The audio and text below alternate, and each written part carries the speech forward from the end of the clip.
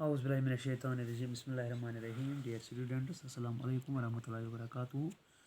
Today on 28th of June 2020, I am going to deliver a poem which is known as To Sleep. It is written by the great poet William Wordsworth.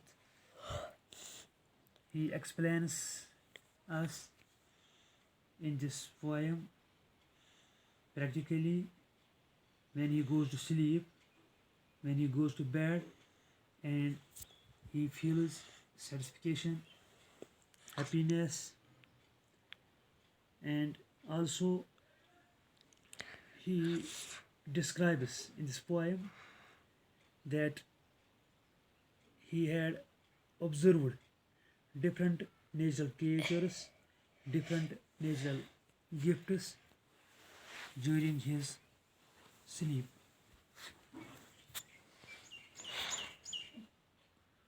First, I will read this poem and you give attention towards this poem. Bismillahirrahmanirrahim. A flock of sheep that leisurely pass by, one after one, the sound of rain and bees murmuring, the full of rivers, winds, and seas, smooth fields, white sheet of water, and pure sky. Follow thought of all by turns, and still I lie, sleepless, and soon the small birds, melodious, must bear first uttered from my orchard trees, and the first cuckoo's melancholy cry. Even thus last night and 2 nights more I lay, and could not win thee, sleepy by any stealth. Without thee, what is all the morning's wealth? Come, blessed barrier between day and day, dear mother of fresh thoughts and joyous health. Dear students, this is a poem which is written by William Wordsworth. इस नज़म में शायर हमें यह समझाने की कोशिश करता है कि वो अपने आप से ही मुखातिब है कि जब मैं सोने को जाता हूँ या जब मैं सोने गया तो मैंने मुख्तलिफ़ चीज़ों का मुशाहिदा किया. I have observed different kinds of things. रास्ते में मैंने भेड़ों का एक झुंड पाया. इस तरह मैंने एक नाइस साउंड सुनी रेन की. And I have also heard the sound of बीज. मैंने वहाँ दरियाओं का बहाव भी देखा, शोर भी सुना. इसी तरह मैंने मुख्तलिफ़ चीज़ों का मुशाहिदा वहाँ किया. तो दूसरी तरफ से मेरे कानों में बेहतरीन और उम्दा किस्म की आवाज़ें आए जिनसे मेरी राहत में और इजाफा हुआ.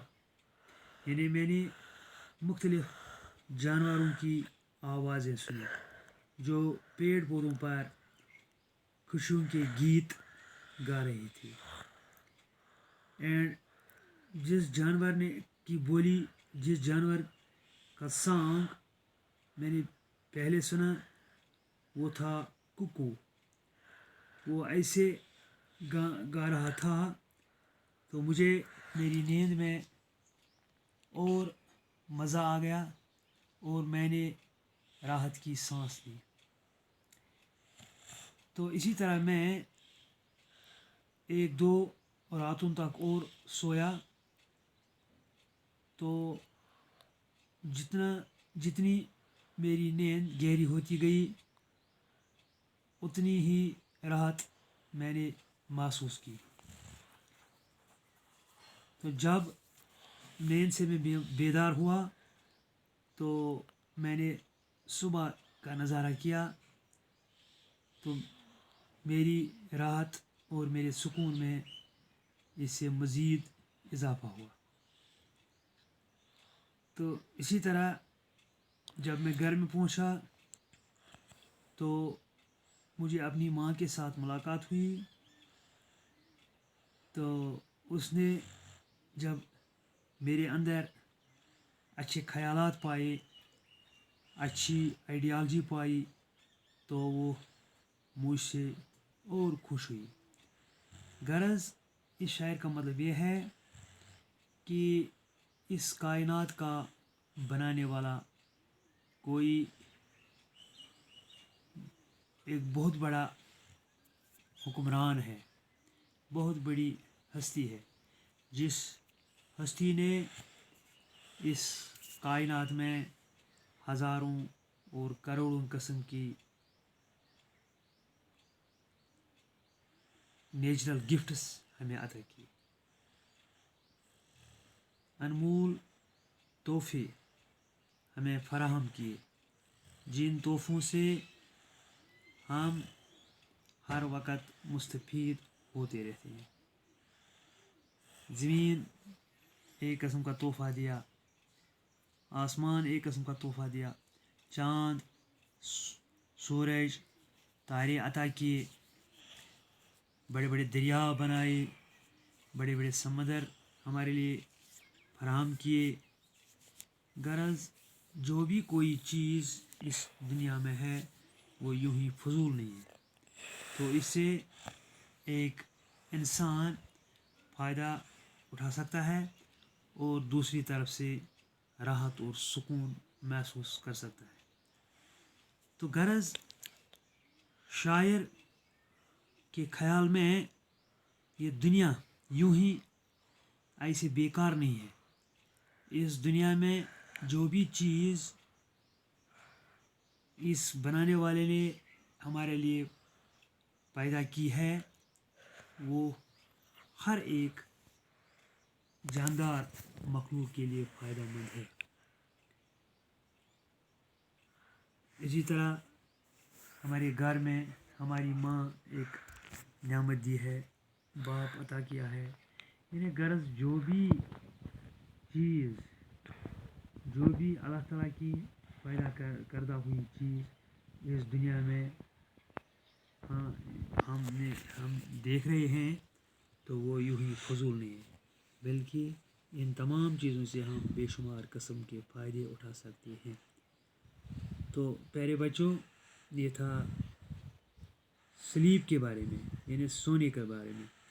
تو مین گول اس پوئم کا یہی ہے کہ ایک انسان جب دن میں محنت کر کے مشقت کر کے تھوڑا بور ہو جاتا ہے، اس کا دماغ تھوڑا تنگ ہو جاتا ہے، اس کے جسم میں کمزوری آتی ہے، تو اللہ تعالیٰ نے اس کے لیے ایک بہترین قسم کا تحفہ عطا کیا ہے رات کی صورت میں، جس رات میں وہ اپنے گھر میں یا کسی اور جگہ آرام کرتا ہے اور اپنے اس تمام جسم کے اعضاء کو سکون بخشتا ہے.